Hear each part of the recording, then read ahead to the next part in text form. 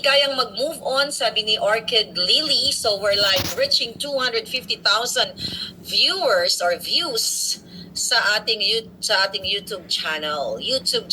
All right? And bumabangon sa Facebook, although inaharangan ng mga hitad, okay, ng ahas dyan sa Facebook. Si Sir Jude Albano, I can't move on yet until the puting is gone. Of course, yes.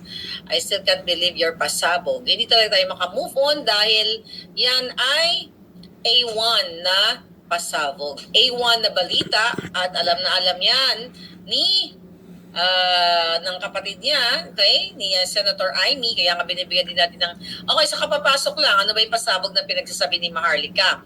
Okay na, na lumuhod si Senator Amy kay Pangulong Duterte na hindi matukhang ang kapatid niya nung panahon ng 2017 dahil si Kuting ng Norte ay polvoronic protector.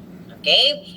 So nagtugma yung ating napagtagdi-tagdi natin, yung aking mga expose dito, nung una hindi natin maintindihan, na akala natin user lang siya, di ba? Nagpupulburon lang ang Jotang Genimes. So hindi natin maintindihan kung bakit isinasama ang mga pulboronic manufacturer, yung mga big time na pulboronic, you know, yung mga hindi po nakakapanood sa mga pinagsasabi ko dito, yung kakakilala lang sa alindog ko, ayan, tagal natin yung maskara ko, ayan po ang alindog ko. Pakapanood nyo na lang yung vlog natin kahapon.